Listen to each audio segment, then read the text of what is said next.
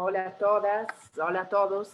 Estamos aquí empezando una nueva sesión de quehaceres, Manual de Respuestas Incorrectas, el programa que hemos desarrollado desde el museo a partir, desde quehaceres en el museo, a partir del marzo del año pasado.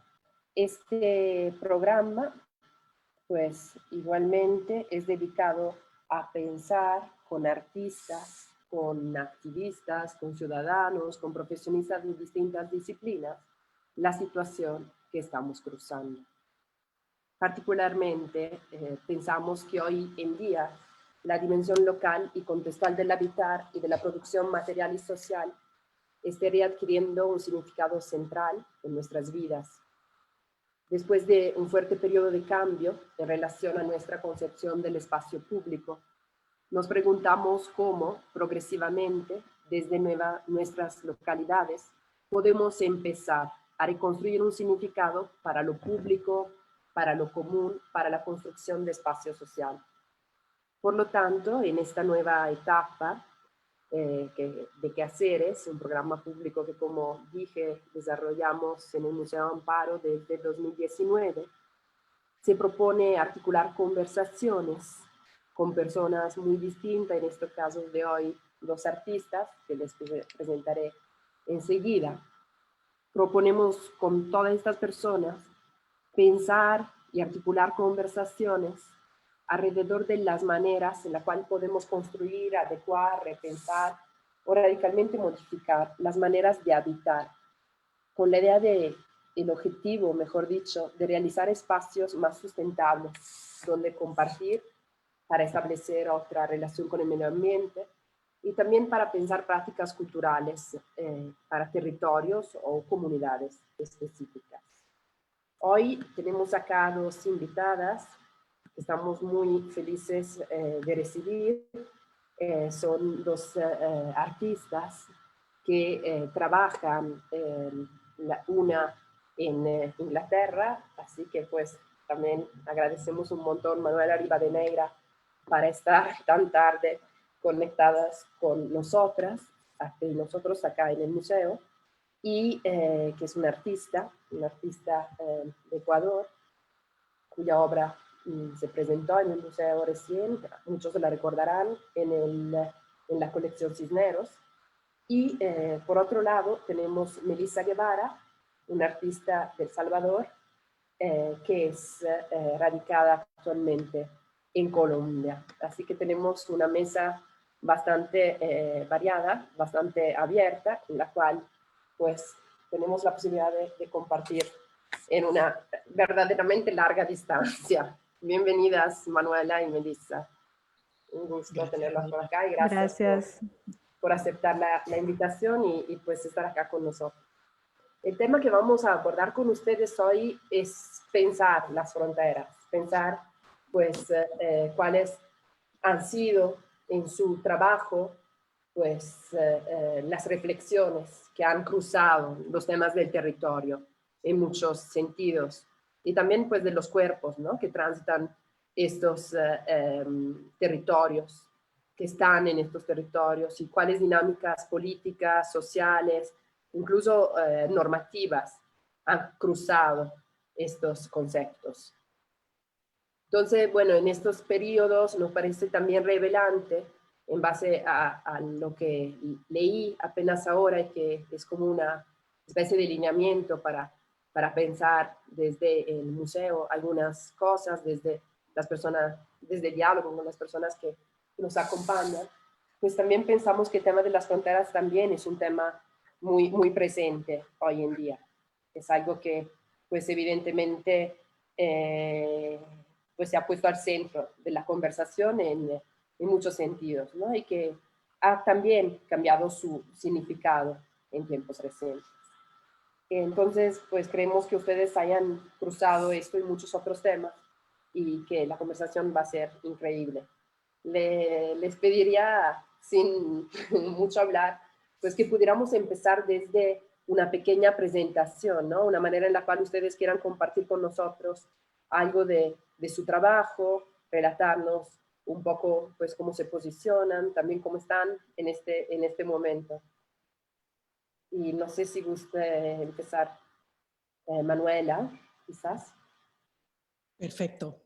Gracias, Nina. Gracias al Museo Amparo. Hola, Melissa. Qué gusto compartir este espacio y este momento contigo. Totalmente. Bueno, yo trabajo con el tema de territorios desde hace ya mucho tiempo. Creo que el tema que a mí me llevó a pensar sobre esto es uno variado, es uno sobre, yo soy ecuatoriana como contó Nina, y creo que el tema del Ecuador es un país que ha tenido muchos conflictos de fronteras hasta una historia bastante contemporánea y crecí yo además en un ambiente donde se discutía estos temas de territorios, pero creo que lo que me llevó más a mí a pensar sobre este tema es que en algún buen día, en algún momento dado, me desperté con la pregunta de cómo decidimos el hacer algo propio, ¿no? El decir esto es mío, ya sea como personas, ya sea como países o estados, el simplemente declarar un territorio o declarar una persona o declarar una situación o cualquier otra cosa como propio o como propiedad es lo que me llevó a mí a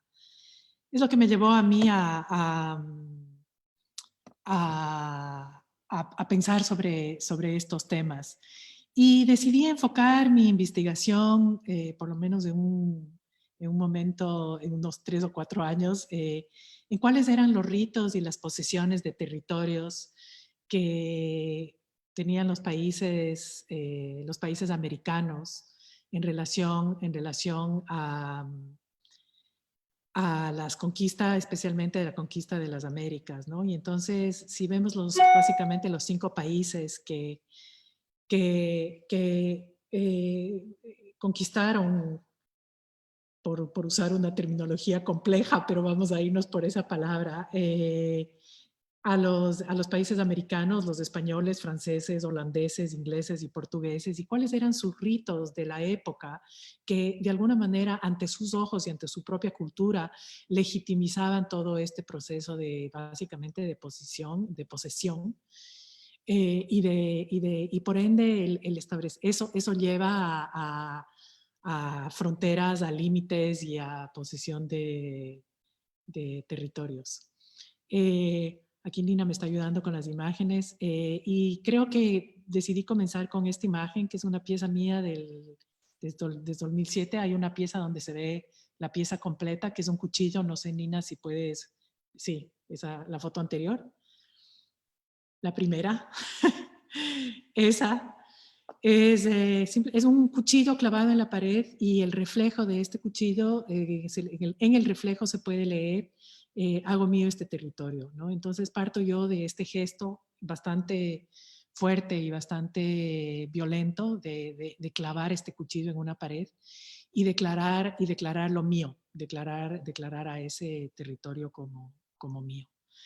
Es importante en esta pieza un pequeño detalle, que la altura donde se clava este cuchillo es un gesto, es el gesto de clavar el cuchillo en la pared, y entonces ese es un gesto que en esta pieza y para mí es muy importante como esa declaración de propiedad.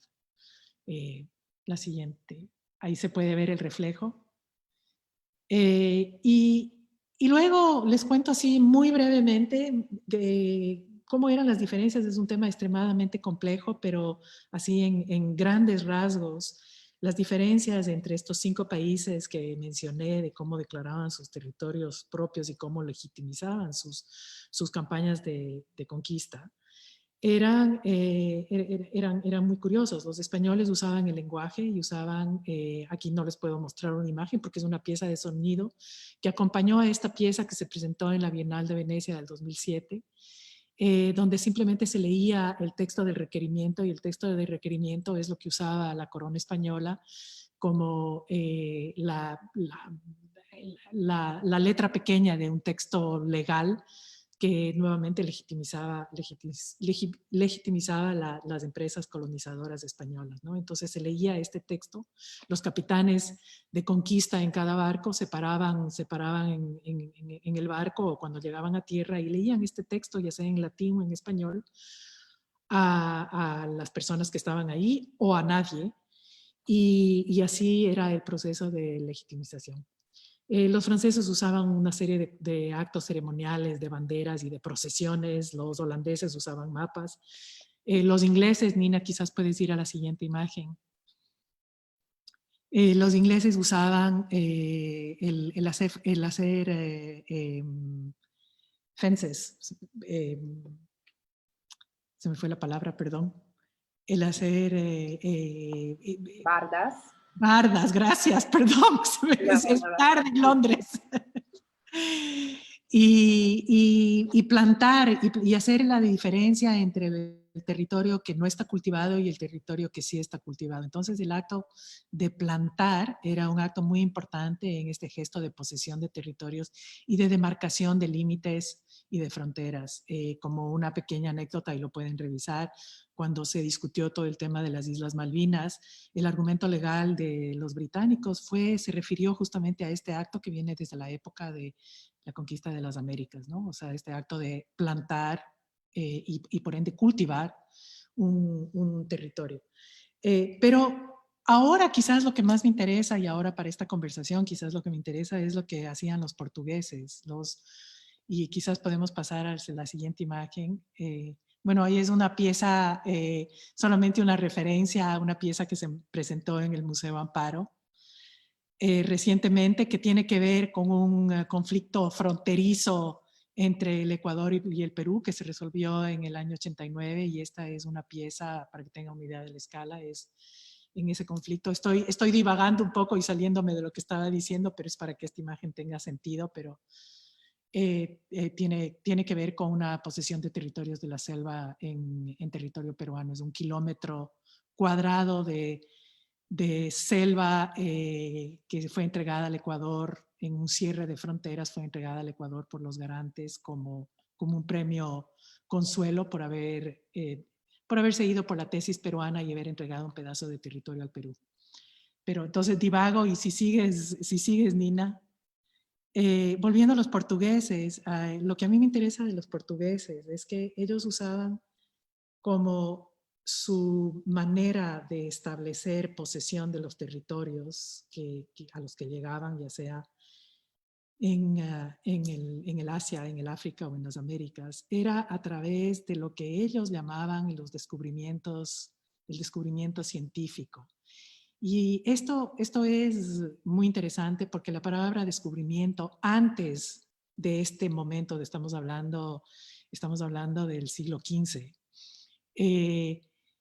la noción de descubrimiento no implicaba ni lo que ahora llamamos ciencia o tecnología, ni una noción de posesión. Pero los portugueses, el momento que llegan los portugueses a las costas del Brasil en abril del año 1500, hay un gesto importantísimo de una de las personas que estaba en este viaje, es que se bajan a tierras que ahora es el Brasil, y alzan un astrolabio de navegación al cielo y establecen la latitud de ese punto. Y le mandan una carta a este personaje que se llama Maestro Juan, Maestre João en portugués, y le manda una carta al rey de Portugal diciéndole, hemos llegado a este lugar y la latitud es tal. Y describe el gesto de levantar el astrolabio y además hace otro gesto importantísimo. Y es que le dice, y desde ahora en adelante, como en el hemisferio norte hemos navegado con las estrellas del hemisferio norte, para poder navegar los mares del sur, vamos a fijarnos en lo que ahora llamamos la Cruz del Sur. Y entonces en ese momento se establece la noción de la ciencia o del uso de estos avances tecnológicos como actos de posesión de territorios, y la palabra descubrimiento adquiere el significado que nos es muy familiar para nosotros ahora. Dentro de todo descubrimiento, por ejemplo, científico, hay una noción de propiedad y hay además una pugna de propiedad. Pero esto viene, como acabo de contar, esto viene de los portugueses en el siglo XV. luego y por supuesto los otros países europeos, los ingleses y demás en ese momento no reconocían este acto de propiedad de los portugueses. Les parecía absolutamente absurdo. Pero, y la razón por la que a mí me interesa, esta es una pieza que se llama El arte de navegar, que es una versión de este astrolabio que usa Maestro João al llegar a la costa de lo que ahora es el Brasil. Esta es una pieza que la presenté por primera vez en la Bienal de Mercosur. Y es, quizás puedes pasar a la otra imagen. Ahí pueden ver la pieza más completa y es simplemente una de las partes del astrolabio que se pueden graduar y que para mí marcan ese momento, ¿no? Y como vieron en la foto anterior hay ese punto de luz que es la manera como se mide, se usa un astrolabio marino para medir y para fijar la latitud. Entonces esta concepción, esta idea de marcar territorio y posesión de territorios, pero con el respaldo científico, es algo que quizás en las conversaciones actuales nos parecen más familiares, porque conversábamos el otro día en un correo con Nina que nos lleva me he acordado de todas estas descripciones y todas estas investigaciones históricas de esta manera de entender el mundo de los portugueses en ese momento, con toda la conversación que existe ahora, por ejemplo, con lo de las vacunas, con las vacunas en general y muy específicamente con la vacuna del COVID, esta noción de propiedad y esta noción de fronteras y falta de fronteras, con esa noción de quién es el dueño de algo,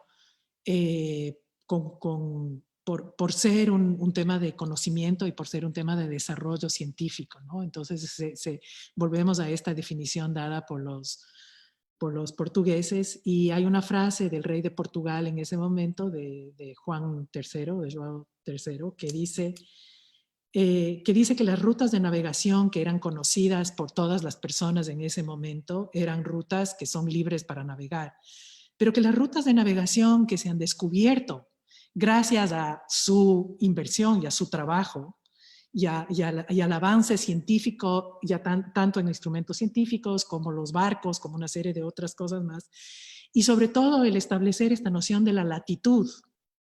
Esas rutas de navegación tienen propiedades de ese momento. Entonces el rey de Portugal dice, esas rutas de navegación son mías y los demás ya no tienen derechos de usarlas. Entonces toda esta cosa me ha llevado a pensar un poco en cómo se entiende, cómo estamos entendiendo o no entendiendo ciertas cosas en el mundo actual. Nina, no sé si quieres, de esta pieza yo hice una serie de instrumentos de navegación, cada uno con sus especificidades. Algunos están basados en instrumentos científicos existentes, históricos. Otros son más inventados y simplemente les muestro algunos rápidamente que me parecían. Ahí está la mesa completa, son 50 instrumentos. Eso fue en la Bienal de Cuenca, aquí tienen otra vista. Y este es una de las piezas, este es un reloj de sol portátil. Una característica de todos estos instrumentos de navegación que están en esa mesa, que son parte de esta pieza, les he borrado toda capacidad de medir o de todos los números o todas las líneas o toda su capacidad de medir, y entonces se convierten más en objetos o en instrumentos que tienen otro tipo de uso, no quizás un uso más metafísico. Pero este específicamente es basado en un reloj de sol, porque el siguiente reto era el poder determinar el tiempo en los diferentes lugares de navegación, ¿no? Esa es la otra manera de saber dónde uno está. Y puedes pasar simplemente para ver otros instrumentos. Este es otra forma de reloj de sol portátil. Esta es una pieza, aquí no se puede ver tanto, pero el un lado es un espejo y el otro es vidrio, y entonces es un pedazo de un astrolabio. Y me interesa en este instrumento, me interesaba la mirada hacia adelante y la mirada hacia atrás simultáneamente, ¿no?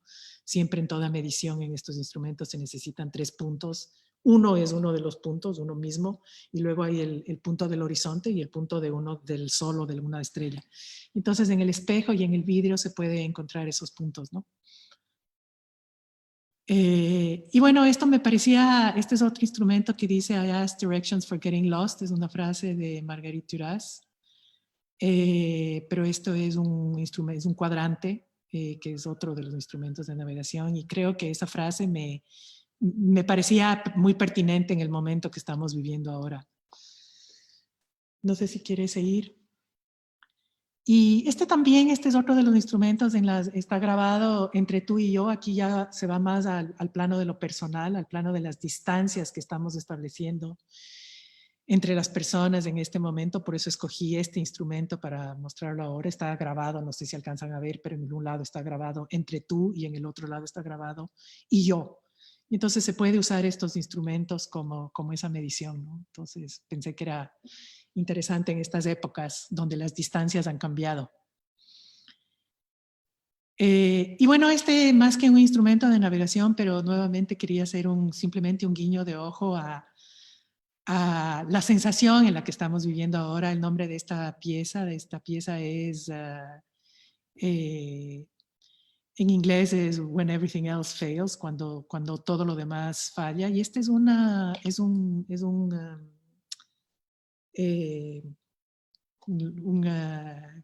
nuevamente estoy perdida con la palabra, es un level, para medir cuando algo está recto, esa pelotita, mueven eso que tienen los submarinos ingleses. Y cuando toda la electrónica y la sofisticación que tienen dentro de los submarinos para poder definir dónde están, fallan, hay unas fallas técnicas, entonces queda este nivel que permite todavía decirles a los gentes que están atrapadas en el submarino para dónde es arriba y para dónde es abajo. Entonces, creo que en este momento, no quiero ser tan negativa, pero en este momento también he recordado mucho a esta pieza de cuando todo falla, todavía queda este último instrumento y este último nivel que nos permite decir dónde estamos y quizás hacia dónde vamos. No sé si quieres seguir. Y aquí, volviendo al tema más personal, esta es una pieza ya obviamente no parte de los instrumentos de navegación, pero esta es una frase que es toda de piedra y es la frase clásica del tirano. Aquí se hace lo que digo yo en el contexto político, en el contexto personal, en el contexto de los colegios o donde sea, pero es la frase literalmente lapidaria, pero me interesaba incluirla aquí porque nuevamente es esta sensación que tenemos hoy día de que el territorio está marcado también a través del lenguaje y a través de lo que se dice y lo que nos dicen. Y entonces me parecía interesante el incluir esta pieza como también un marcador de territorios y de fronteras, ¿no? Y de cómo podemos relacionarnos con esos límites y esas fronteras, o desde dónde viene esa acción de enfrentarnos a esos territorios. No sé si quieres pasar. Y bueno, esto les muestro, esta es una pieza, es un metro del Ecuador y es una serie del número de metros que existen en el Ecuador. Tiene que ver con un tema de identitario mío, pero esta es otra manera siendo ecuatoriana. Pero también es una pieza donde la línea es portátil, está en una caja que viaja y entonces donde este pedazo de línea, este metro del Ecuador tiene esta portabilidad. Y el tema de territorio y de fronteras también está definido de otra manera, de una manera mucho más movediza y no tan fija, ¿no? Eso es uno de los temas que me parece a mí interesante de las fronteras y de los filos de las cosas, es que son siempre movedizos. Y ahora esta imagen son unos bocetos pequeños, porque esta es una pieza, es un pedazo de boceto de una pieza que se llama Your Space, Tu Espacio. Es una pieza que hice yo hace 18 años, cuando vine acá a Londres, y me parecía muy desconcertante el navegar esta ciudad sin tener los códigos de manejo del uso del espacio público y de los espacios privados, de la relación entre las personas. Me parecía muy complejo la lectura de toda esta cosa. Y entonces, usando el código de ruta, las 3 líneas de color que se usa aquí, para que en los códigos de la ruta se pueda decir aquí te puedes parquear o aquí puedes solamente, debes circular, no te puedes detener. Hice yo, y por eso les mostraba también la línea del Ecuador anteriormente, que un conjunto de líneas portátiles que las puedes usar, las pueden usar las personas, ponerse en su cuerpo, para que el otro entienda si puede detenerse y conversar contigo, o si tiene que seguir, o dónde está la distancia, o sea, cómo los códigos de comportamiento y los códigos de los territorios y fronteras entre las personas van cambiando. Y curiosamente, esta es una pieza que me había completamente olvidado, pero ahora con la pandemia, la he recordado y creo que voy a volver a hacer una versión de esta pieza. Quizás puedes pasar a la última imagen, Nina, donde simplemente se ve como parte de las instrucciones de que si usas 2 líneas, entonces no puedes ni detenerte ni parar, pero que si pones una línea blanca, entonces a lo mejor puedes cruzar y acercarte a mí. Me parecía interesante el volver a pensar cómo nuestra navegación en los espacios privados, públicos y también de países ha cambiado totalmente, y tenemos que volver a aprender todos estos códigos, y tenemos que volver a familiarizarnos con estas cosas, y tenemos que volver a, de alguna manera, saber qué pautas le damos al otro para hasta cuándo se acerca o hasta dónde se acerca, ¿no? Y cómo cruza dónde está la frontera de mi espacio versus el espacio del otro. Entonces me parecía interesante simplemente recordar esta pieza y ver la posibilidad de volverla a hacer versión 2020. Con eso termino.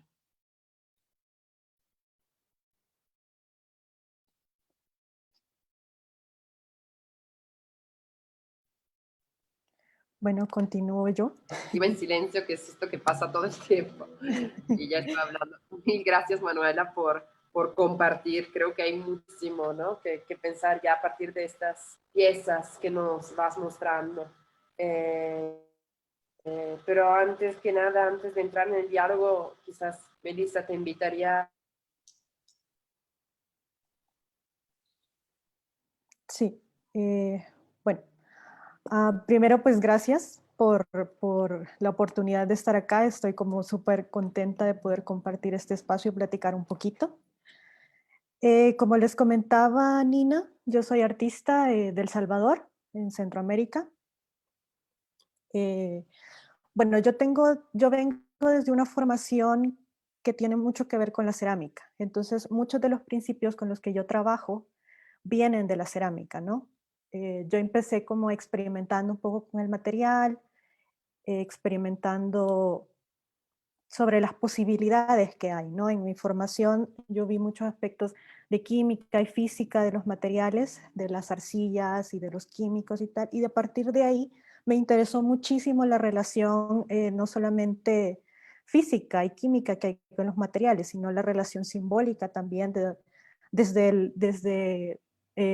dónde provienen los materiales, y toda su relación simbólica en ese sentido, y cómo esto se puede de alguna forma relacionar con nuestra condición como seres humanos, ¿no? Como todas estas partes que nos componen como seres humanos. Entonces, voy a compartirles pantalla para mostrarles algunos de los trabajos y poder ir compartiendo con ustedes. Bueno, este trabajo se llama antropometría. Son 3 relojes de arena, pero en lugar de tener la arenilla que traen de fábrica, pues yo lo sustituí por polvo de huesos humanos.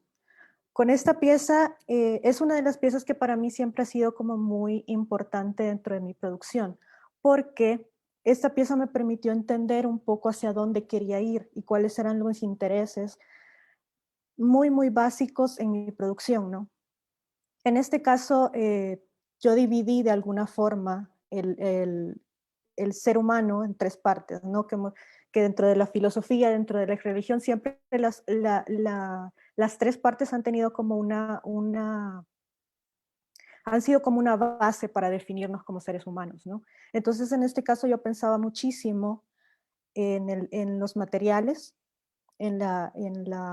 pues como nuestro cuerpo, como lo que nosotros somos, como lo que está la materia que nos define, que al final dentro de la cerámica son los materiales con los que nosotros trabajamos, ¿no? Las arcillas, los químicos, minerales, las mismas tierras que se pueden utilizar de diferentes formas, ¿no? También me interesaba muchísimo la otra parte que ya es la mente, por decirlo así, que es todo esto que nos hace ser quien somos, todo esto es lo que nosotros pensamos, cómo nos comportamos, el carácter, etcétera, ¿no?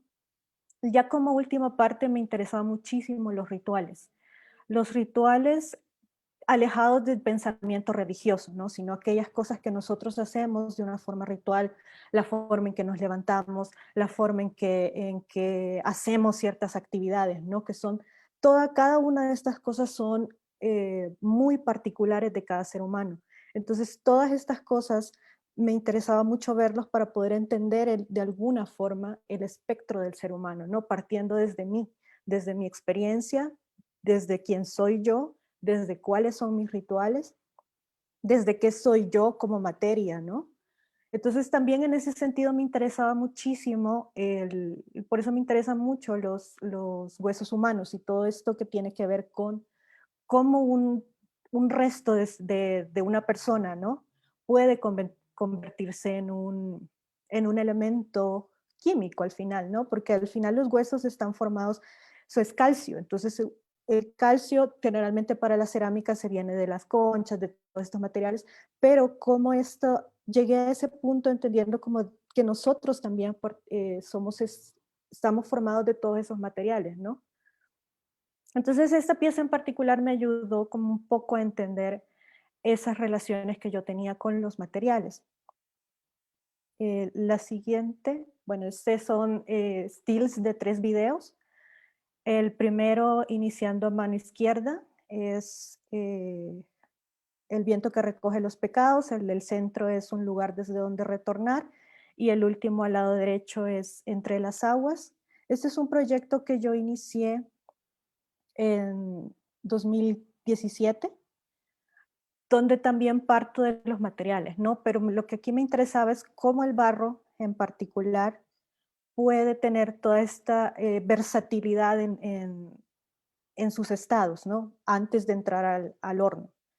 Entonces, cómo todos estos materiales, por ejemplo, cuando está en polvo, cómo este material es sumamente frágil, ¿no? Sumamente volátil. Entonces viene un viento y se lo empieza a llevar y empieza como a esparcirlo por el espacio, ¿no?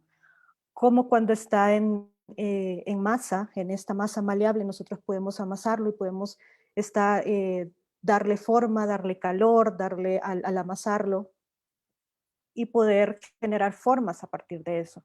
Y también cómo el barro con el agua puede irse diluyendo. Entonces me parecían como aspectos muy interesantes que para mí estaban relacionados más que todo con una cuestión sí de la materia, pero en cómo estas posibilidades del material también nos permiten pensar en las posibilidades de nosotros mismos como seres, ¿no?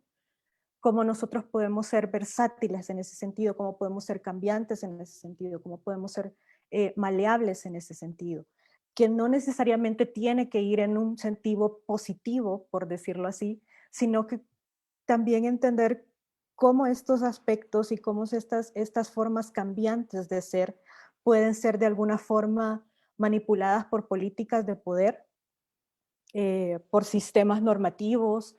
Entonces, ¿cómo pensamos desde el material mismo, desde ese material que es tan importante históricamente en todo el mundo? Pues porque al final la cerámica también es un elemento que es, dentro de la arqueología, es uno de los elementos por excelencia, por ejemplo, para conocer la historia de donde venimos.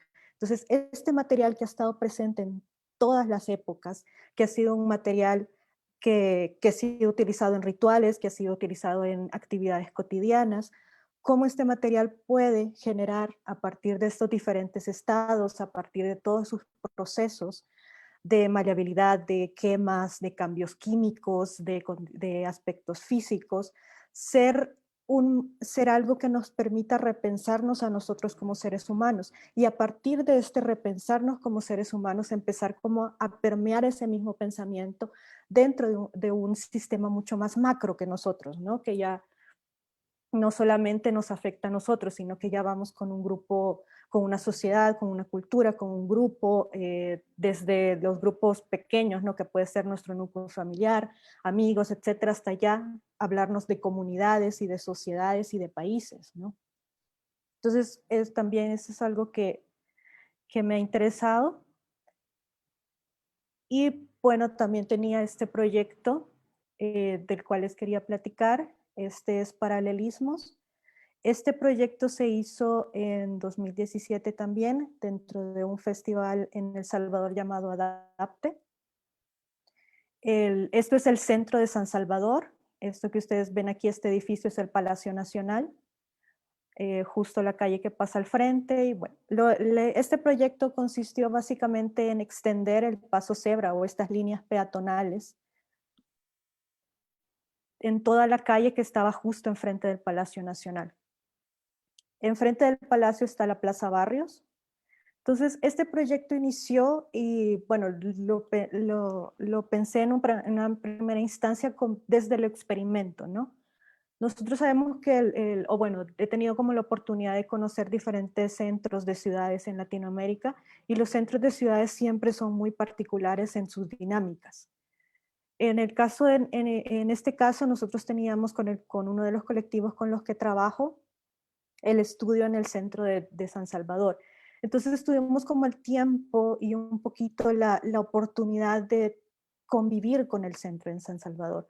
Uno de los artistas con los que trabajo nos comentaba que los centros de ciudades son el reflejo de las sociedades de alguna forma, ¿no? Porque son estos lugares caóticos, llenos de gente, llenos de ruido, llenos de estímulos por todos lados, que reflejan eso, todo el caos y de alguna forma una falta de estructura que sí tiene estructura, pero que no es fácil de poder definir y de poder ver, pero que tiene sus propias estructuras. Entonces, planteé esto, el Palacio Nacional en El Salvador no es un lugar que tenga como los poderes del Estado, ¿no? El Ejecutivo, el Legislativo, el Judicial, pero sigue teniendo la carga histórica de estos espacios, ¿no? Aparte, el Palacio Nacional contiene ahorita el Archivo General de la Nación, que tiene una cantidad de documentos importantes dentro de la historia de El Salvador, y también tiene, por ejemplo, los acuerdos de paz, el documento de los acuerdos de paz que se firman en el año 92. Entonces lo que hicimos fue esto, ¿no? Hacer este paso peatonal justamente en el día que nosotros lo hicimos, coincidió con el cierre de la plaza Barrios, porque en ese momento estaban haciendo las remodelaciones y este embellecimiento del microcentro, ¿no? Entonces estaban empezando a remodelar las plazas. Y coincidió con esto, ¿no? Por eso también vemos a toda esta cantidad de gente sentada, que son toda esta gente, la mayoría jubilados, señores, vendedoras, prostitutas, que se mantenían en la plaza y ahora estaban siendo desplazados de ahí y obligados a moverse al graderío que había, a las graditas que hay enfrente del palacio, con este paso ahí, ¿no? Nosotros, después de que hicimos esta intervención, tuvimos la oportunidad, bueno, tuve como la oportunidad de hablar con un par de personas que estaban ahí y todos tenían como toda esta curiosidad, ¿no? ¿Por qué está esto? ¿Qué pasaba?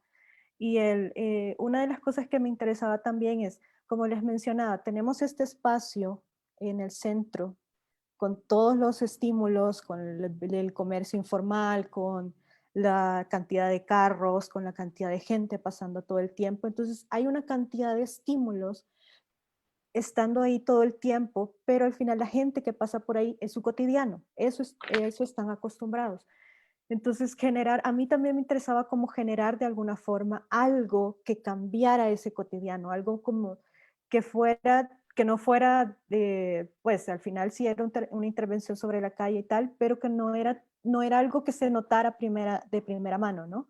Entonces la gente que pasaba por ahí preguntaba qué pasaba y tal, y muchos me comentaban eso de este nuevo espacio, ¿no? De cómo generar un camino hacia esta figura con toda la carga simbólica de los poderes del Estado, que es el Palacio Nacional, para poder accesar a toda esa información que hay ahí, ¿no? Porque también mucha de la gente que pasa por ahí nunca ha entrado al Palacio Nacional, nunca ha entrado, nunca ha tenido como acceso a la información que está ahí. Entonces era como generar este espacio de alguna forma que, que diera esa oportunidad.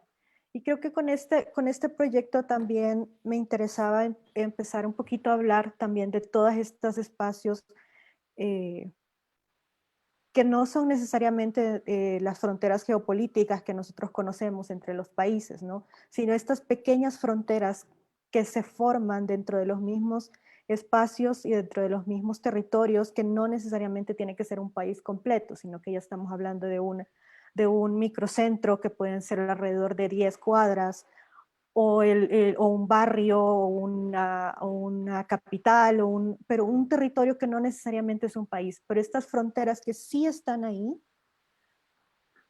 pero no necesariamente son oficiales, ¿no? Por decirlo así. Porque, por ejemplo, en El Salvador, lo que pasa en este espacio, en el centro de San Salvador en particular, es que está totalmente sectorizado.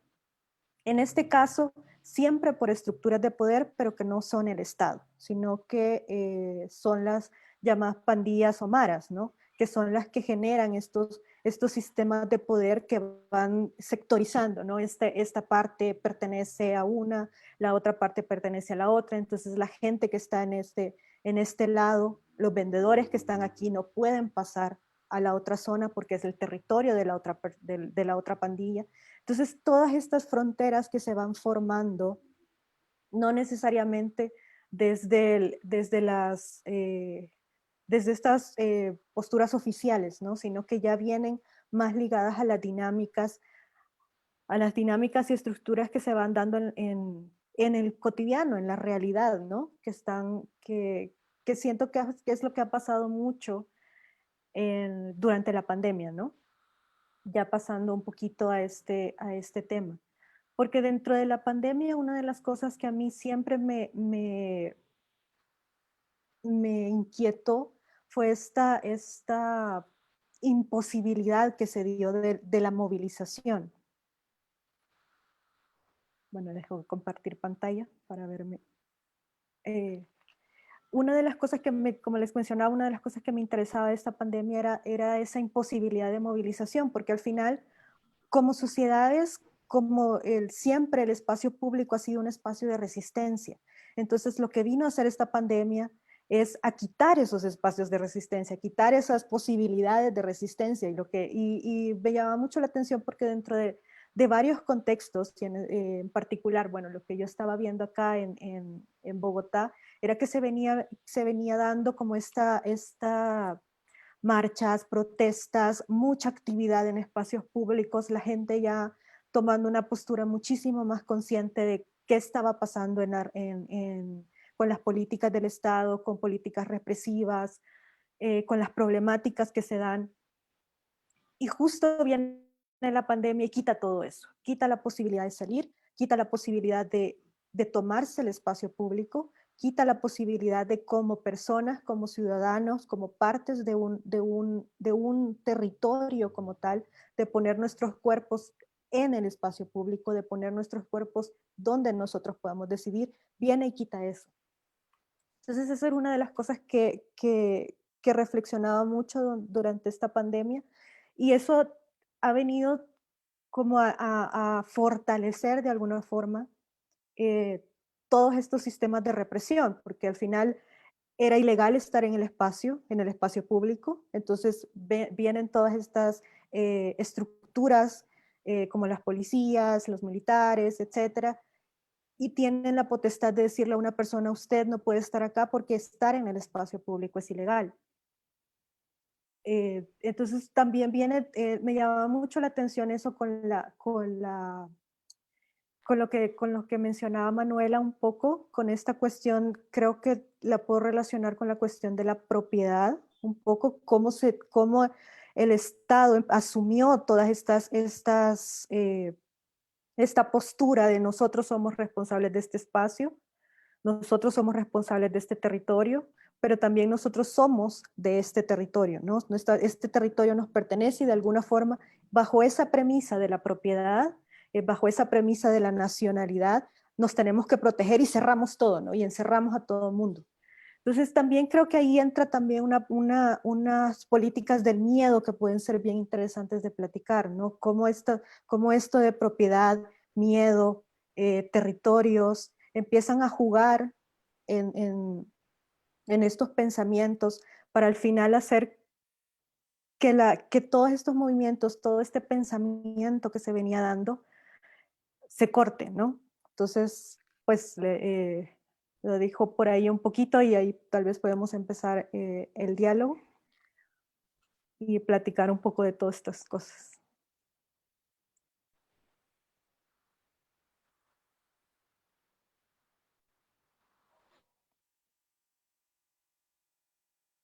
Si quieras decir algo.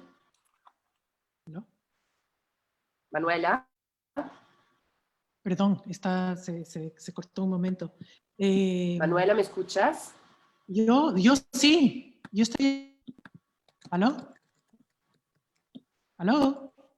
Sí, sí, te escuchamos. Bueno, yo te escucho. Sí. ¿Nina? En lo que regresa Nina, hay una pregunta de Aide Buñuelos. Preguntaba si se usa la pieza en toda su extensión como paso peatonal. Me parece que es para Sí, Melissa. sí. Sí.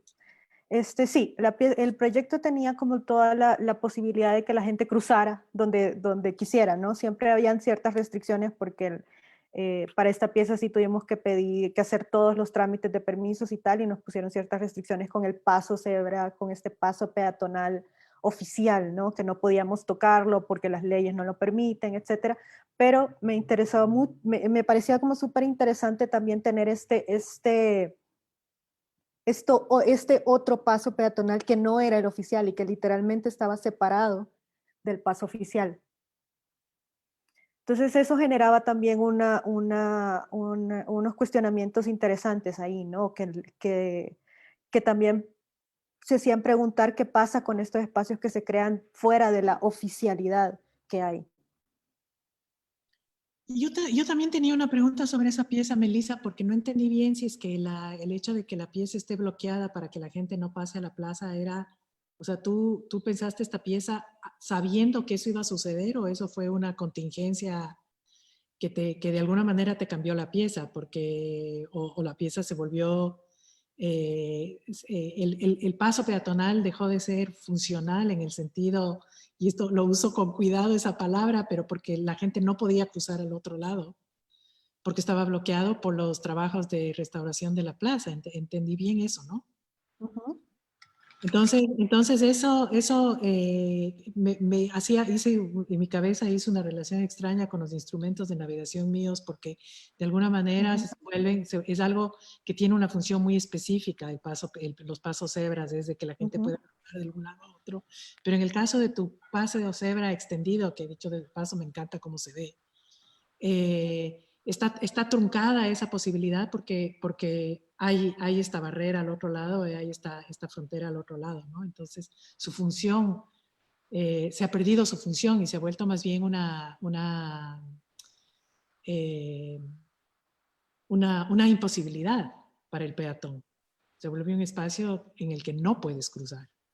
Entonces, no sé cómo pensaste en esto, no sé cómo mirabas tú. No sé si fue a veces cuando uno hace piezas en el espacio público, la ciudad misma o el lugar mismo te cambia la pieza y le vuelve otra cosa. No sé si eso fue algo que te sucedió a ti o si ustedes intencionalmente o tú intencionalmente lo pensaste a sabiendas de que esa barrera iba a estar ahí. No, eso pasó sin que nosotros tuviéramos el conocimiento de que iba a pasar. Realmente todos esos cambios que estaban haciendo en las plazas y en los centros eran fechas que nadie sabía, Ya. que simplemente llegaban y lo hacían. Y cerraban la plaza y nadie tenía conocimiento de cuándo iba a pasar. Pero aún así me pareció como una cuestión interesante por lo que les mencionaba, porque toda la gente que estaba ahí fue desplazada, ¿no? De estos espacios. Entonces, generar como este paso cebra, que si bien su función es generar un paso de un lugar a otro, pero también te da como, te da también tiene la carga de ser un espacio seguro, ¿no? Para caminar. Entonces, cerrando un espacio, estaba creándose de alguna forma un espacio alternativo ahí. Entonces, eso a partir, bueno, ya teniendo en cuenta el se cierra y todo eso, también me parecía como interesante esa reacción también que podía generar. Y una pregunta así chiquita, ¿la pieza se quedó ahí o te hicieron borrar nuevamente? Porque sería maravilloso que el rato que se abra la plaza, ese paso extendido y ese lugar seguro, como lo llamas tú, o estas reglas de instrucciones para las gentes de dónde deben cruzar y cómo, desde dónde a dónde eso es posible. Hubiese sido muy lindo que se quede ahí. No sé si eso tuviste la opción de hacerlo o si te hicieron borrar las No, líneas. esa pieza se quedó alrededor de 3 meses y medio, que fue lo que duró la pintura, porque se fue desapareciendo con el tiempo, con el paso de la gente, de los carros. Entonces eso se quedó hasta que desapareció. Ya. Bueno, perdonen, aquí anduve cruzando algunos problemas de internet, pero pues me parece muy interesante lo que andan diciendo, lo que están entrelazando entre ustedes. Y hay varios puntos que creo que estaría interesante tocar. Y uno que, según yo, recurrió mucho en lo que nos contó Manuela, pero también regresa, ¿no? En esta cuestión de la seguridad o de la positivismo, digamos, en términos históricos, en lo cual se va dividiendo la ciudad para garantizar mayor funcionalidad. Entonces se van creando estas fronteras. Me hace pensar un poco a contraponer, ¿no? O a pensar con ustedes. Me gustaría que estuviéramos un poco pensando esta idea de la posibilidad de la ciencia, ¿no? Como una metáfora de la conquista también en términos simbólicos, en términos políticos, ¿no? De cómo, pues, algún tipo de innovación, como las que tú nos mostraste, Manuela, puede servir, ¿no? Para afirmar como para significar, digamos, una mejora, aunque no lo sea, ¿no? Pero precisamente para proponerse políticamente desde la propaganda como algo que, pues, va a cambiar una situación. Sí, el tema de la ciencia y cómo los gobiernos, con toda razón, de alguna manera, usan la ciencia ahora para tomar todas las decisiones, que no todas, dependiendo mucho del lugar y del país y de una serie de otras cosas más, y de la política de cada lugar, se respaldan con el conocimiento científico y tecnológico que informa todas estas decisiones de los usos de los espacios, territorios, de nuestras vidas, de qué podemos hacer y qué no podemos hacer y qué espacios, como decías tú, Melissa, a qué espacios podemos acceder y cuándo, ¿no? Ahí viene esa voz por un lado viene la voz de la autoridad, que puede ser legítima o puede ser innecesaria, pero también puede ser autoritaria innecesariamente. Y también viene todo el tema de que hay el respaldo siempre, de que la ciencia dice, entonces no podemos hacer todas estas cosas. Y no sé, Nina, por dónde iba tu pregunta tanto, pero a mí me interesaba personalmente, y lo mencioné cuando estaba hablando sobre la idea esta de las vacunas para esta pandemia, ¿no? La vacuna es lo que nos va a permitir a todos, en teoría, volver a, por hacer una referencia a lo que hablabas tú, Melissa, a ocupar los espacios como los íbamos ocupando. Que uno no sé si es tanto algo que yo personalmente quisiera volver a un pasado, por eso también me interesaba poner esa pieza donde se mira hacia atrás y hacia adelante simultáneamente. Pero también es como que va a nuevamente volver a cambiar las reglas del juego, pero lo que a mí me interesaba del tema de las vacunas específicamente y la referencia a la ciencia es que se vuelve un juego se vuelve este uso de los espacios a través de las vacunas se vuelve una cosa que está comodificada. O sea, la vacuna, quien quiera que invente esta vacuna y quien quiera que tenga la patente para esta vacuna va a ser quien traza la cancha y las reglas del juego. Claro. ¿No? ¿Y quién va a tener acceso a esa cancha y a esas reglas del juego? Y va a determinar nuestras movilidades estatales o dependiendo de qué pasaporte llevemos o de dónde vivamos, ¿no? Un poco por ahí.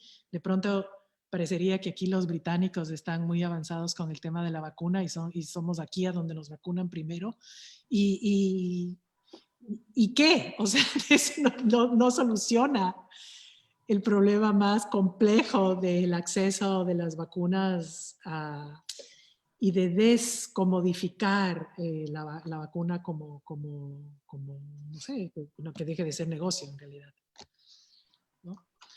Hay esta cosa interesante del Open COVID Pledge, que es los países y las farmacéuticas y ciertas pueden firmar este acuerdo y para liberar todo el conocimiento y toda la propiedad que tenga que ver con vacunas y tratamientos de la pandemia. Y entonces nuevamente es el tratar de trazar esa cancha de una diferente manera, ¿no? Y que no sean unos trazos tan locales o tan específicos a las capacidades adquisitivas o de investigación de cada uno de los países. Pero no sé si tú vas por ahí, Nina. Sí. Iba por ahí y me interesaba saber tu opinión sobre esto que estábamos un poco esbozando, ¿no? Y precisamente pensar cómo ahí está otra vez, ¿no? Como esta imposición de la ciencia, que en realidad, pues en muchas ocasiones señala una desigualdad, ¿no? En lugar de, pues precisamente ampliar las posibilidades, aunque claro, pues me interesaba también tejerlo un poco lo que estaba diciendo Melissa sobre la idea del espacio público, ¿no? Y las normas que van abriéndose, que van pensando, reformulando el espacio público. Me parece un tema importante, un tema presente desde antes y que ahora pues se ha acentuado o menos en algunos países más, digo, en otros países menos. Pero me gustaría pues también ahondar un poquito más sobre qué andas pensando tú, Melissa, de esto, ¿no? Y cómo también pues hay decisiones políticas que se gestan atrás de esta repartición de cómo vivimos el espacio público. Y creo que de allá podríamos empezar también a pensar formas en la cual, pues como estaba un poco diciendo Manuela, cómo sería interesante regresar a vivir, ¿no? Sí, yo creo que, bueno, con lo que mencionaba Manuela también, con lo de las vacunas y todo eso, a mí me parece también es una cuestión muy fuerte es una competencia básicamente. Ahorita es una competencia a ver quién saca eso, porque justo el primero que saque eso va a poder controlar cómo se va a mover el mundo de alguna forma, cómo vamos a poder volver a esta nueva normalidad que le llaman ahora. Y cómo vamos a podernos movilizar, ¿no? Y cómo vamos a poder volver a generar relaciones también a partir de eso, las relaciones entre países, las relaciones entre territorios, las relaciones migratorias, cómo van a, o sea, todas ahorita también eso me parecía como muy particular, ¿no? Que ahorita muchas de las políticas, o sea, políticas sociales, políticas culturales, políticas migratorias, políticas, todos estos tipos de sistemas están supeditados a lo científico, a lo que está pasando en un laboratorio, tratando de buscar esa vacuna para que todos podamos volver a ser libres de alguna forma. Entonces eso sí es una cosa bien fuerte, porque que ya se está dando, ¿no? Dentro de las declaraciones que daban el presidente de Estados Unidos, que también es alguien que está súper interesado en conseguir de primero esa vacuna. ¿Qué va a pasar si, por ejemplo, si Estados Unidos tuviera la vacuna, ¿no? Como en primera instancia, ¿quiénes son los que van a tener acceso a eso? Porque también lo que pasaba en Estados Unidos es que muchos de los fallecidos que hubieron por COVID ahorita eran migrantes, eran latinos, eran de estas mal llamadas minorías que ahora ya no son minorías dentro de Estados Unidos, porque no hay un acceso a salud, ¿no? Porque están ilegales y no pueden tener acceso a un seguro médico y a todas estas cosas, ¿no? Entonces ahí hay una cuestión muy, muy, muy particular y muy compleja, ¿no? De poder a través de esta línea científica que hay ahora. Con lo de los espacios, yo tampoco espero que los espacios se vuelvan a tomar de la misma forma. O sea, venía creo que una concientización bien interesante de lo que, de conciencia de lo que está pasando en los países, de las cosas que no están funcionando dentro de los sistemas. Pero volver a tomarse los espacios también requiere de mucho, de pensársela, pues, de reevaluar lo que se venía haciendo y pensar cuáles son estas dinámicas, cuáles pueden ser nuevas estrategias, nuevas alianzas que siempre permitan utilizar el espacio público, pero dándole como un plus o un pequeño giro ahí que permita ser, como les mencionaba, más estratégicos, ¿no? En ese sentido. Y el crear alianzas creo que es una cuestión bastante fundamental, porque al final trabajar desde diferentes trincheras, tener diferentes voces dialogando acerca de un mismo tema, creo que nos permite mayores oportunidades de ver por dónde, ¿no? De ver diferentes caminos, de ver opciones que no se han visto. Entonces, ese diálogo me parece que es una cuestión que hay que repensarse a través de esta cuarentena, porque al final creo que nos hemos dado cuenta de que, por ejemplo, los sistemas como toda esta tecnología, el Internet y todo eso, cómo nos permite estar en un lugar, estar en otro, porque al final era la idea, antes era, bueno, para mí era como este acceso a información, que sí te permitía tener información de todos lados y tal, pero también como el espacio virtual también se ha convertido en un espacio donde se pueden generar estos diálogos y de alguna forma también, si nosotros lo pensamos de una forma estratégica, cómo este espacio se puede volver un espacio de resistencia también. Para mí, como son los memes, ¿no? Que al final los memes son como muy chistosos de aquí a allá, pero también tienen una postura crítica bien interesante. Y los memes es una cuestión viral a la que básicamente todos tenemos acceso. Entonces, y es una cuestión muy, muy cercana a la gente. Pero desde esa cercanía y desde esta crítica graciosa, cínica, puede generar muchas cosas. Y ahora como este espacio virtual también podemos pensarnos cómo pueden generar también esas nuevas prácticas de resistencia, ¿no? Que al final tocará en este momento como equilibrar un poquito entre cómo funcionamos en el espacio público, cómo funcionamos en el espacio virtual y cómo estos ambos espacios pueden sumar para las cosas que queremos, ¿no? Que es una crítica, que es apoyar cambios sistemáticos de problemáticas de fondo, ¿no? Que creo que todos estamos bastante conscientes de alguna forma que son y que están pasando. ¿Tú cómo lo ves, Manuel, en este sentido? ¿Cuáles piensa que hayan sido las dinámicas que se han puesto en campo en este momento, en estos términos, en el sentido de reimaginarnos otras posibilidades de vivir, ¿no? A pesar que estamos como entre estas reinvenciones que tú estabas mencionando, Melissa, esta cuestión de estar pensando cómo podemos desbordar también una situación.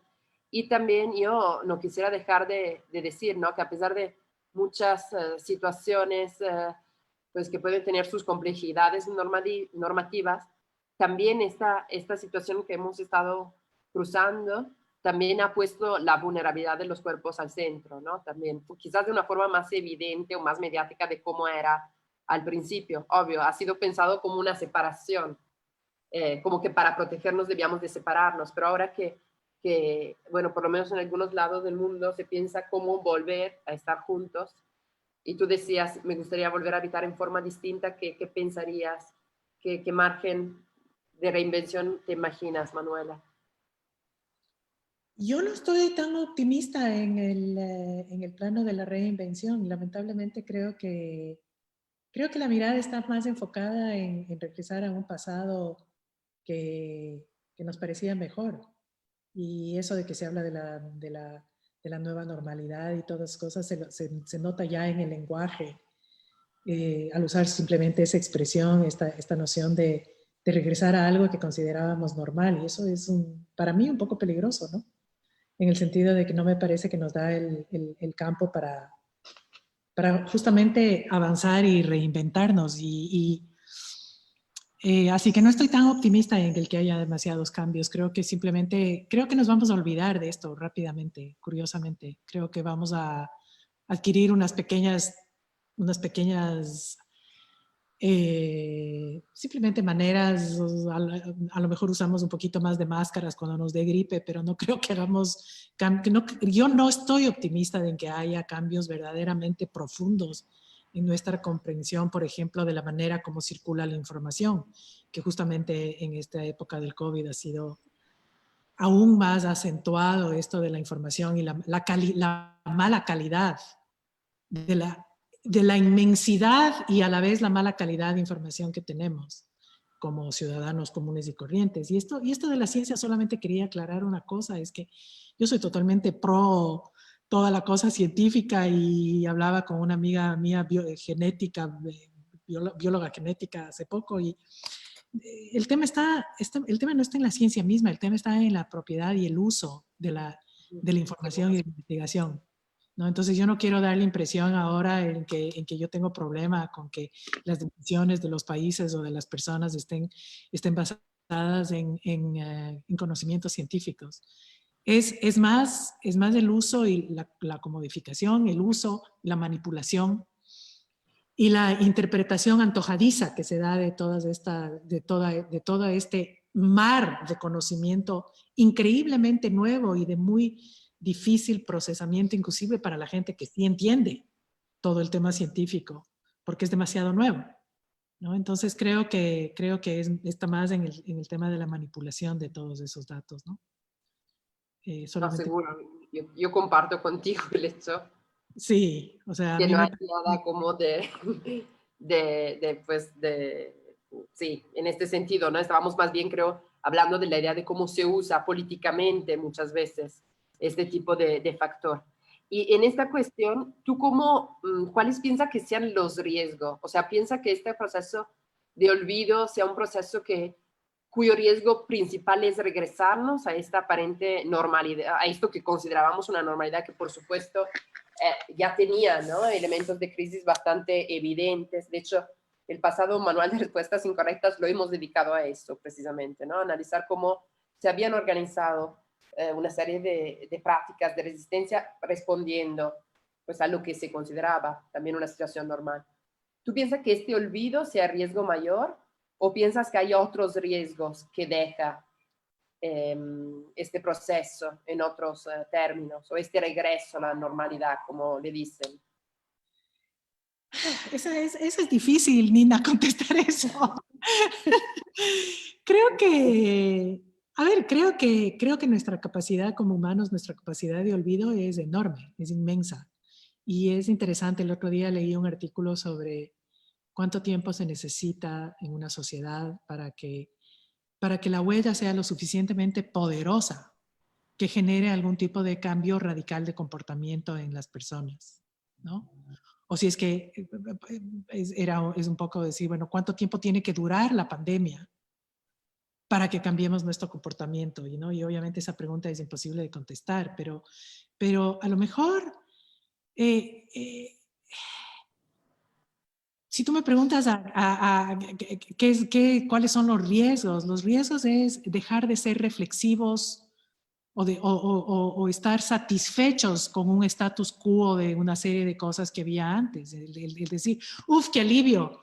Ahora ya podemos salir a las calles a protestar. Estoy siendo muy simplista, ¿no? Estoy siendo muy obvio, muy simplista. ¡Uf, qué alivio! Ya por suerte ya podemos hacer eso, pero creo que está más en la calidad de las cosas, más que cómo reflexionar sobre la efectividad o la calidad de todos esos gestos, ¿no? Y es ahí donde creo que nos vamos a perder. Creo que vamos a estar tan contentos de poder hacer cosas que dejamos de hacer por la pandemia, que quizás vamos a perder la capacidad de pensar sobre cuál era la importancia de esas cosas y cómo podemos hacerlas diferentes. Pero más que eso, Nina, no creo que te pueda contestar, no sé. No, estamos especulando, no es tampoco, no es fácil, me imagino, pero creo que su práctica de ambas ha recorrido, ¿no? Estos temas de cómo también, y algo tú nos mostrabas, de algunos procesos históricos que van trazando, normalidades que, pues, obviamente insertándose en las lógicas de la sociedad misma, pues, determinan aparentes normalidades, ¿no? Procesos que obviamente pues no lo iban a hacer en un primer momento.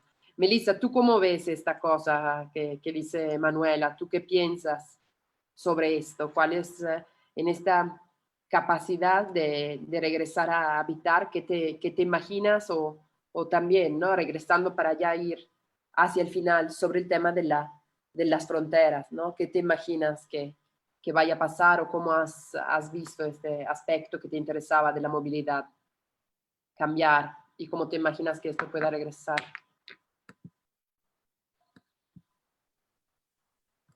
Pues yo debo decir que a pesar de que yo siempre pienso como en esta cuestión del cómo ver y cómo buscar nuevas posibilidades a partir del diálogo y las reflexiones, pero también debo admitir que para mí es un poco oscuro el panorama, porque toda la razón del mundo con lo que menciona Manuela de que la capacidad que tiene el ser humano de olvidar es increíble. Yo me imagino para el otro año va a llegar un momento en el que todo se va a estabilizar y todos vamos a estar, o en la mayoría como va a estar la sociedad como muy contenta, muy tranquila dentro de su rutina, recordando simplemente, es que vivimos cierta crisis, ¿no? En el 2020, como ha pasado con muchas otras cosas en otros contextos, ¿no? Y en nuestros propios contextos. Entonces, en ese sentido, sí creo que es complicado, porque creo que hay una búsqueda, de alguna forma, de volver a encontrar ese status quo, ¿no?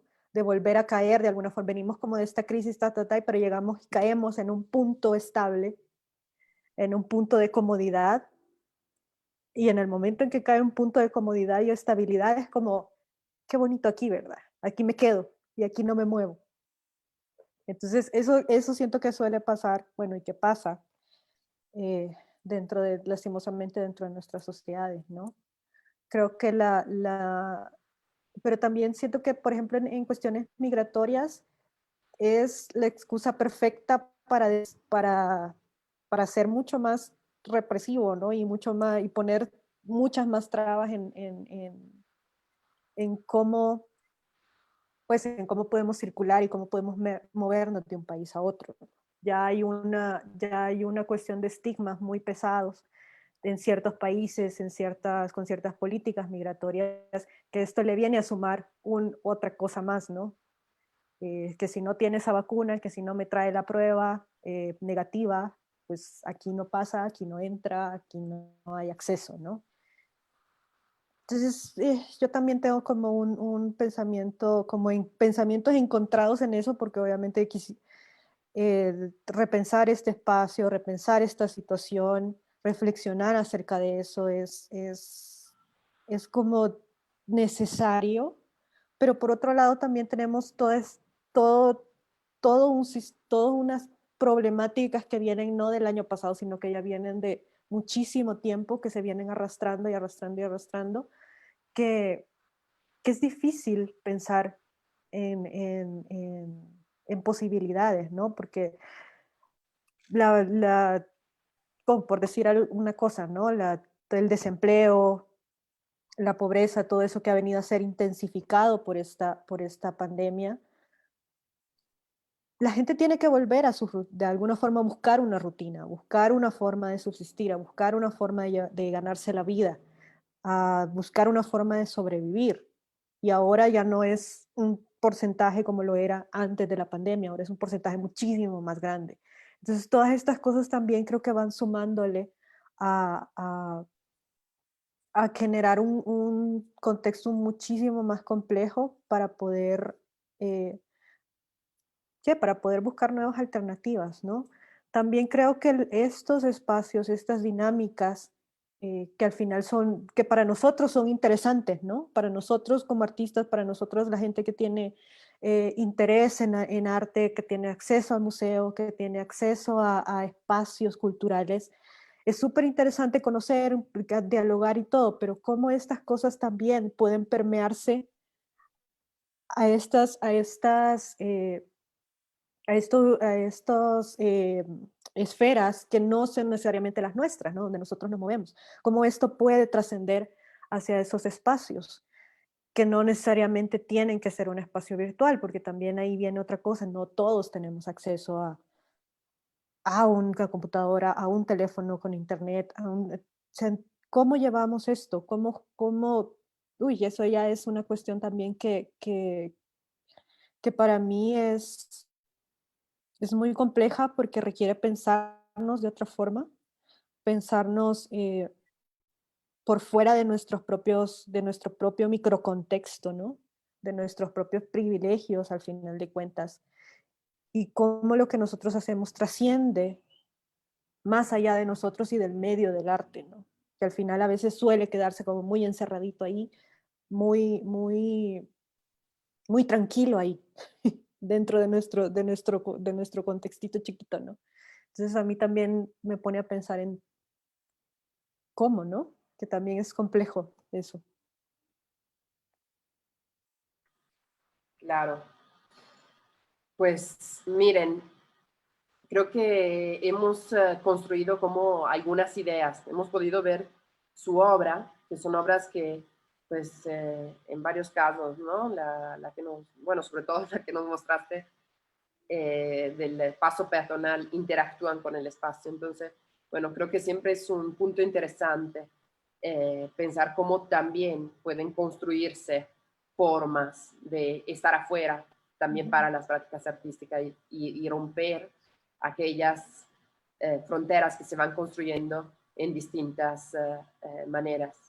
Y también creo que Manuela nos mostró varias piezas que por ahí pues nos ponen enfrente a la paradoja de establecer territorios como una práctica necesaria, pues, pero también arbitraria, ¿no? Y que entonces pues, puede ser discutida ampliamente. Me quedo mucho con lo que dice Manuela respecto del olvido, ¿no? De cómo cada proceso histórico, social, al fin, pues quizás viva más, ¿no? De la capacidad de olvidar que de la capacidad de recordar y que de allá, pues, se formen estas cosas. También, precisamente, en lo que asumimos como normal y que a veces es resultado de un proceso, pues, bastante anormal, por así decir, en términos muy generales. Y bueno, con lo que tú dices, Melissa, ¿no? Hemos intentado reflexionar hoy el tema de las fronteras y creo que lo hemos podido abordar como desde distintas formas. Creo que todavía faltaría mucho Pero bueno, ya es momento de dejarlos. Pero me parece que también es muy interesante lo que tú nos estás diciendo y de cómo estas barreras en general, dicen las dos, se construyen también en formas de construcciones eh, pues históricas, culturales, sociales y también urbanas, pero también de recursos, ¿no? De cómo también ahí en ambos casos señalaron esto, ¿no? Hay como una divisiones que se construyen literalmente por la posibilidad o menos de acceder a a determinados recursos de muchas tipologías.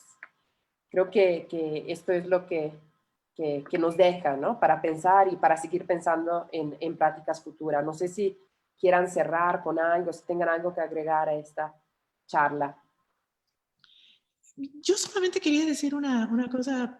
Gracias por ese resumen, Nina, que creo que nos hiciste sonar a las dos súper claras. Pero, Exacto. No puedo, nomás que cada charla vista desde dentro tiene sus laberintos, ¿verdad?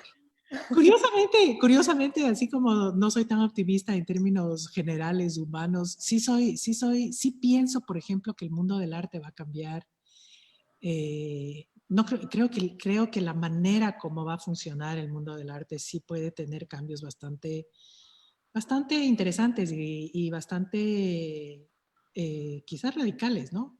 Para comenzar, pienso que es quizás el fin de las ferias de arte en físico, y eso va a cambiar mucho, no solamente nociones de mercado y de comodificación de nuestras propias propiedades intelectuales como artistas. Creo que va a haber una desglobalización en el sentido de que los artistas los artistas contemporáneos nos hemos hecho, estoy generalizando por supuesto, pero nos hemos hecho extremadamente nómadas. No podemos vivir sin cambiarnos de continente, de país, de lugar, de escena, de momento, y este tipo de cosas se hubiesen hecho en vivo y en directo desde el Museo Amparo con nosotros ahí. Pero entonces creo que la distribución de recursos también va a ser diferente y el nomadismo del mundo del arte va a cambiar. Con lo que decías tú, Melissa, la dificultad de moverse, no solamente en términos del problema de los migrantes, o la realidad de los migrantes más que problema. Nos va a afectar a nosotros como artistas porque nuestra concepción del mundo va a volverse diferente. O sea, de hecho, yo he sido un artista que tengo pies por todos lados y eso en mi vida personal, eso voy a tener que cambiar. Y eso ya cambió. Entonces, por ahí sí creo que va a haber cambios. Así que...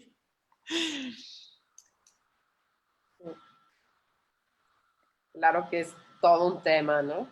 Y que también Sí. puede ser un replanteamiento muy interesante. También de la... Sí. Perdón, interrumpí.